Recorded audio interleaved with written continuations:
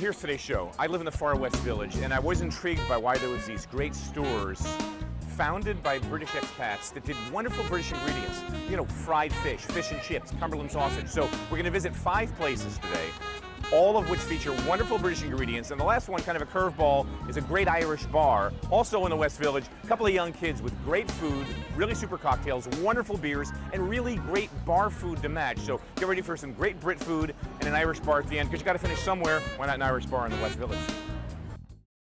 I discovered this store by accident. I live just a couple of blocks away, and I was probably coming home from the Chelsea market one day, and you know how New York is. You're walking around and suddenly you notice something. You say, what is this? I look in the window, and it's like a little bit of Britain comes here.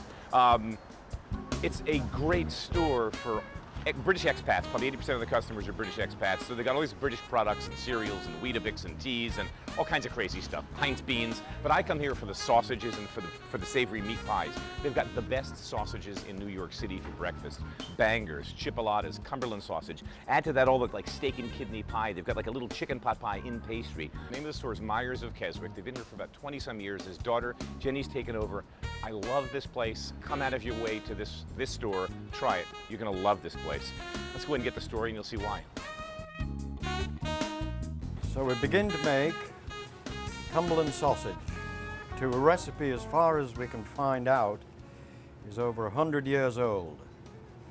That's salt, white pepper, no black pepper, white pepper, parsley, sage, and breadcrumbs. You came here in what, the 60s? I came here, early 70s. I think it was 71, 72. And I got a job in a bar run by Malachi McCourt, the late Frank's brother. Cool. And I rang my father and I said I wasn't coming back for a while. And I finished up buying the bar. And more by chance, it became a British bar. A lot of British people used to hang out there. We used to get a lot of British journalists. This was back when people used to read newspapers. And we all used to sit around and bellyache about the state of American food. And you're using what cuts of pork? 'Cause I think you told me this before. We use belly pork and shoulder pork. Okay. And it brings out the ideal mix, which is 60% lean and 40% nice crisp fat, which helps give it the flavor. And I can tell by the mix when it comes out here, that's perfect. What kind of casings? These are hog skins. That's too cool. Cumberland pork sausage. My father came over. I married and had a daughter, Jennifer. And he came over for 8 weeks one summer.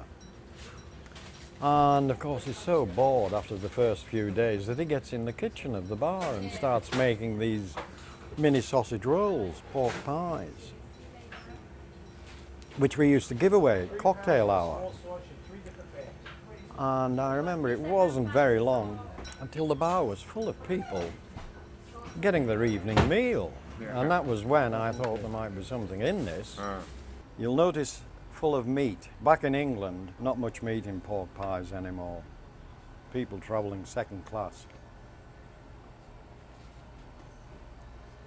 When did you start working in the kitchen? When did you start playing around with ground meat?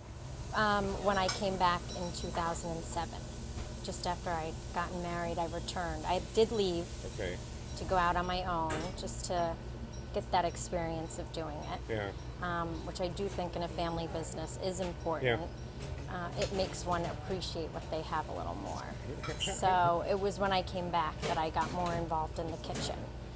And mince pies at Christmas became my baby. And you guys sell thousands. Yeah, it comes in around Thanksgiving. It's right on the counter by the cash register. Yeah. And like between Thanksgiving and Christmas, either you're lucky enough to find them sitting there, or you can't get them because they're all spoken for. Exactly. You sell on the weekends thousands of mince pies. Yes. You can't make them fast enough. Yeah. And they're great.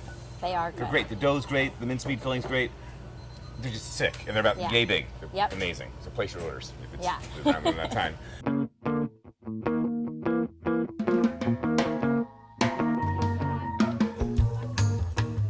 customers, for the most part, seem to be Americans. It actually splits down about 50-50. Okay. Depends, you know, with what's happened in the economy, a lot of the British bankers have been sent home. But we tend to get about a 50-50 mix. And it's comfort food. I mean, peculiarly English comfort food, but comfort food nevertheless. It's the sort of stuff that gives you that warm, yummy feeling. That's why we're better in the winters. But we do some really good salads and some really great desserts and stuff. But define for us British comfort food, because it's this quirky... Shepherd's pie, bangers and mash, treacle pudding and custard, Welsh rarebit's very popular. All right, Welsh rarebit. Now, describe to me what we have going on top of this, because Americans don't know what Welsh rarebit is. Welsh rarebit, this is... Welsh rarebit is it's a cheesy thing. It's sort of cheese and mustard and things like that, all mushed up, give it an extra little bit of flavour. Now I would suggest, do you want to try it unadulterated? Unadulterated first, and then I'm going to try some of this mystery ingredient, which I saw on the shelf of Myers. Yeah, Branston pickle is, sorry, it's a bit hot. It's fresh out of the oven, so it's actually really good. Yeah, it's really good. But you try a dollop of this on it. Now this is like a vegetable relish. This is part of the reason why we opened the store next door, because we got fed up with people going, oh wow, that Branston stuff's amazing, where can I get it? Now we can say it next door. Or Myers of Keswick, we're out of stock. All right, next bite will include a bit of... so tell me what this is. It's a vegetable... This is like a vegetable relish, a chutney. Sort of cubes of root vegetables in like almost like a fruitier A1 steak sauce kind of thing, and it just adds an extra dimension to anything with cheese. It's actually really interesting. It's really good, right? Because it's sort of sweet, sort of spicy, and it rounds out the flavor profile of the sandwich. Yeah. So this is a shepherd's pie. You can see it's mashed potato, and then it's ground beef underneath. I hate to blind you with technical science, but it's what's known in the business as bloody hot. So don't burn your mouth. Yeah, that's technically. Yeah, yeah. I always try and tell people we're not McDonald's, so if you spill your hot tea or your hot food in your lap, tough luck. Please don't sue us, because you're not getting a new car. St. Vincent's is that way. Yeah, really. Yeah. Limp over there. ER might be crowded, depends on the day, but they'll get you. Have a good time. Yeah, they'll get to you. Yeah.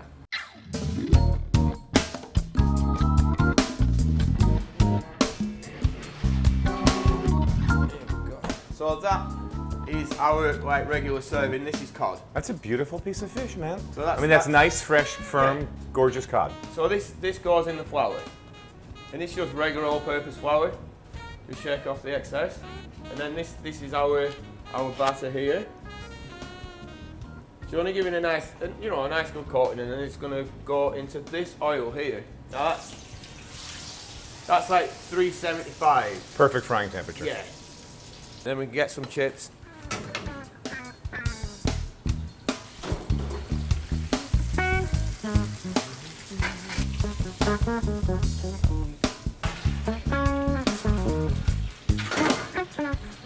Your classic fish and chips. Yeah. It's as easy as that, really. How does that not look good? We don't use ketchup here. Malt vinegar. We just shake this over the fries.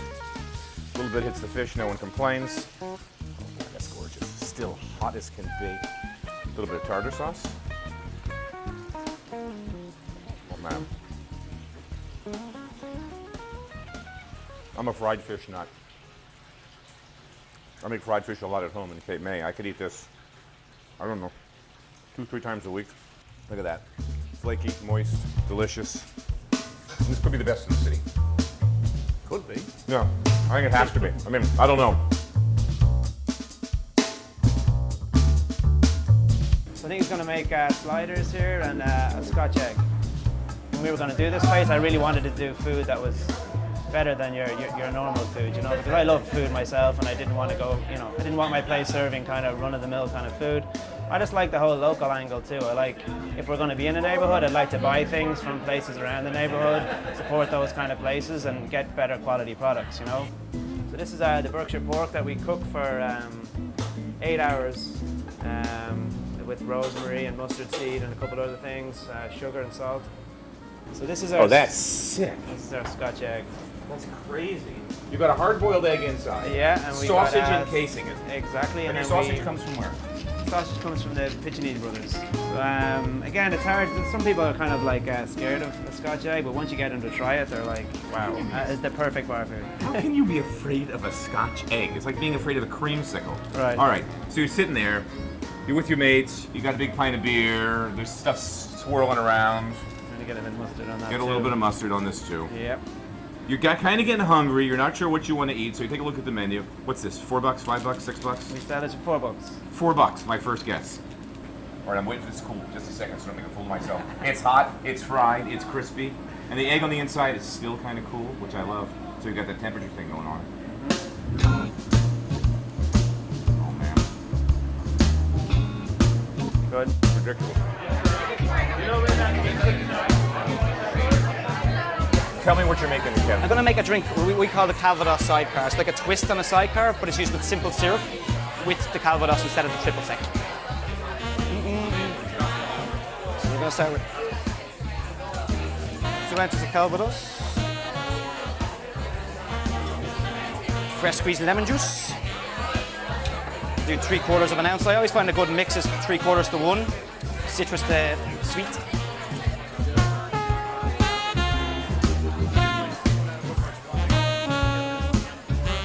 I always like the simpler drinks. Yeah, not too many ingredients, just good ones.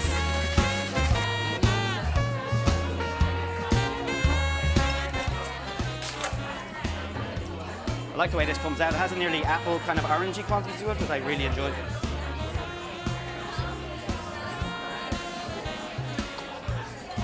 There you go, sir.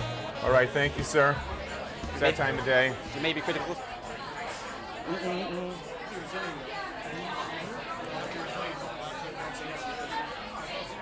Yeah. Yeah. It's good, nice and refreshing and simple. And Couple of these, maybe 2 or 3. Scotch eggs, couple of pork sliders, and kind of segue our way into the night. sounds like a plan. Thank you, man. Cool. Thank you very much. Cool bar, Very nice to meet you. cool scene, great Thank food. you. Wilfie and Nell, 2 cool brothers. What do you got to like an American story? 2 boys from Ireland come here to make good. Thank you And very they're much. doing Thank it. you for coming in. No, thanks for having us. All right, I love those little British stores, man. They're so cool. The ingredients are so amazing. I mean, at Myers of Keswick, I got to tell you, I could live there. That guy's, Peter's stuff is so great. But it's kind of complicated to make that stuff at home. So we saw Tea and Sympathy, we saw Salt and Battery. You know what I'm going to make? We're going to do breakfast. I love big breakfast. So what are we going to need? Well, I already picked up my chipolatas and my Cumberland sausage at Myers on my way in. You know, they're blocked from my apartment. So what do I need for breakfast? Potatoes, eggs, I've got my meat, I'm done. Potatoes, bag of Yukon Gold. Look good to me. All right, so lucky me. I know, I live in this little part of Greenwich Village where there's all this cool shopping. Hey, you should see the rent I pay. It's stupid. I don't know how much longer I'm gonna be there. Yeah, Staten Island's looking good. Anyway, so what do we cook after the show? We talked about this a little bit when I was shopping. You know, what I love about those stores, like what Peter does at Myers is so cool. What a Salt and Battery does is so neat. It's just doing the battered fried fish thing, which is as cool as it gets. Tea and Sympathy, far out. I mean, that was just this really cool retro stuff. They actually have a dish at Tea and Sympathy. I swear to God, it's Heinz spaghetti on toast. What's up with that? They want to have a can of Heinz spaghetti. But anyway, cool stuff. They have the cool shepherd's pie and a great menu and a sick, I don't know if we went into it, they've got a sick Sunday dinner. It's like roast meats with potatoes, pile of food for like $20. It's crazy. But I'm not going to do any of that. I'm going to tell you, truthfully, why I go to Myers of Keswick all the time. When I discover them, how I use that store. If they have something warm out of the oven, I'll eat it as a snack for lunch, you know, whatever, in between meal snack kind of a thing, like one little pastry type thing. But otherwise, I come in and I buy their sausage. I'm a real customer. This is the chipolatas that we talked about, the small, thin breakfast sausage. My kids have grown up eating these. They just love. You know, commercial sausage, it's so full of sage, it's so full of salt, it's disgusting. The stuff in the supermarkets, honestly, is so gross. Go down to Myers, it's great. Hop on the train. What you don't use, just freeze it while it's fresh and defrost it over the weekends. This is the Cumberland sausage that we actually saw them making, which is a bigger pork sausage, a little more aggressively seasoned, fair amount of white pepper in that. I love this as a breakfast sausage. So I'm going to make breakfast the way I make breakfast pretty much every weekend at my house. And that's a big cast iron pan. In it goes bacon. The bacon comes out. In that bacon fat goes hash browns. I put in my sausage, cook everything until it's done, slide it over, and drop in the eggs, because I love cast iron. But because I'm me, I'm kind of an idiot. I had my cast iron pan ready in New York, the one I keep in my New York apartment, ready, cleaned, oiled, ready to come here today to the shoot. Yeah, It's in my apartment right now, so sorry. And my hair's a mess too. Two things I'm mad about that. My hair is a mess today. I have long hair now. I don't have like a comb or a brush, so forgive the hair. And I don't have the cast iron pan. So we're gonna use a non-stick pan. Ain't cast iron, it'll work. But you'll get the idea. So only other thing you're gonna need to know, these potatoes, these are Yukon Gold potatoes. These are parboiled, and I suggest everybody does these. You can do this anytime during the week. Just get potatoes, put them in a pot of cold, salty water, bring them to a simmer, and cook them until you can put a knife in, and they're cooked, so there's no resistance. This potato probably took 20 minutes, 25 minutes, just simmering in salted water. Drain them out, let them steam cool, put them in the refrigerator, and they're gonna be good for 3, 4, 5 days later. So I always like to boil, as I'm coming into the weekend and I know I'm gonna make hash browns, I'll boil up some potatoes on a Wednesday or a Thursday or a Friday night so they're ready, they're cooked, they're in my refrigerator, and you can see when I go to cut them, they're cooked. This is how restaurants make hash browns. This is the only way. You cannot make them with raw potatoes. And we're just gonna cut them ahead of time into a relatively familiar shape. If you want to get fancy and make hash browns, you'd get this potato, peel it, and then put it on a cheese grater, and you know, make it into that classic potato pancakey hash brown thing. But I don't know what we're going to call these, home fries. But first thing we're going to do is start the pan. And again, as I said, a lot of times in the mornings in my house, this would be bacon fat, because I'll make bacon first and then just leave the fat in the pan. Pan's kind of hot. Let's get the sausage going first. These little guys are going to cook in, oh, I'd say 8 to 10 minutes. These probably closer to 15 to 20 maximum. And we're just going to turn them a couple times while they're cooking, move them around the pan, the usual tricks.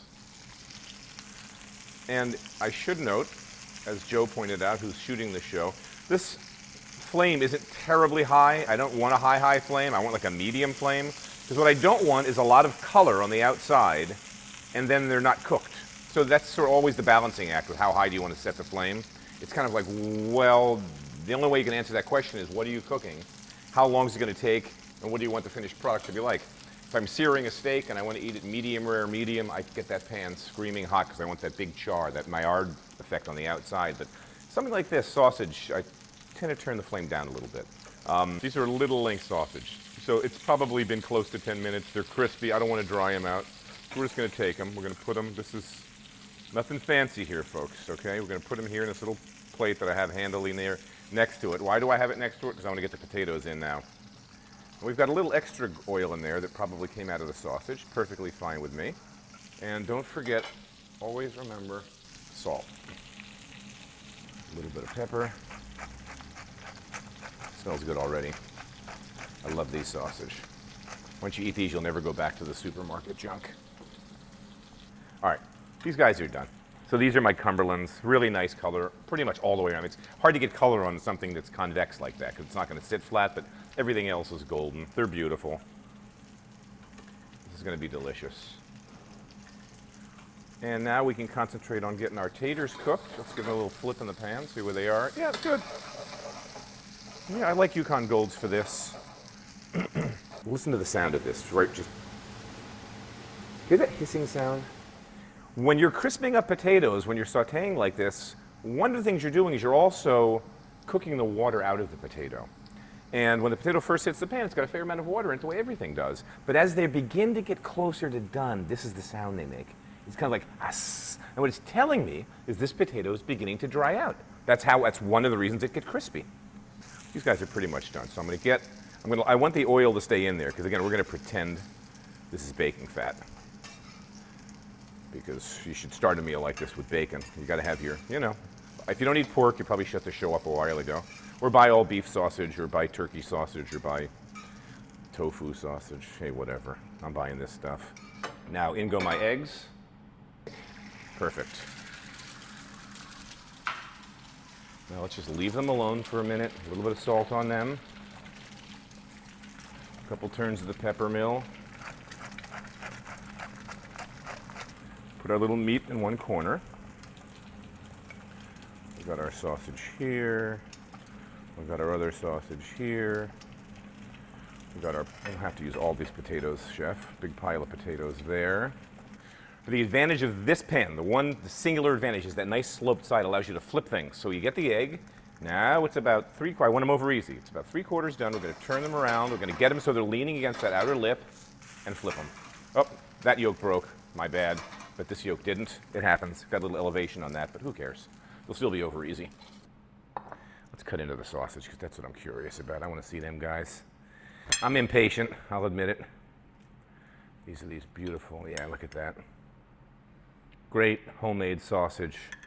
100-some-year-old recipe. Remember Peter told us that story that he got this from his dad, who got that from his dad up in the Lake Country in England. Keswick. Kessie. So this is this beautiful old recipe. What a great way to start the day. You don't need lunch when you eat like this for breakfast. My only caveat is if you can exercise, eat this afterwards because this is going to stick with you. Potatoes are nice. See, they're nice and crunchy. I'm not going to make a mess on the plate, but I love it when the egg yolk goes all over and you dip in the potatoes and the egg yolk and the sausage and the bread and the whole breakfast thing. Anyway, I love those British shops. Support them. We're lucky to have them in Manhattan. Really, really lucky. Serendipity. One day coming home from the Chelsea market, I walked past the place and said, "What's going on?" Yeah, glad I walked in. 20,000 calories later, it's still a romance. Be well. See you next week.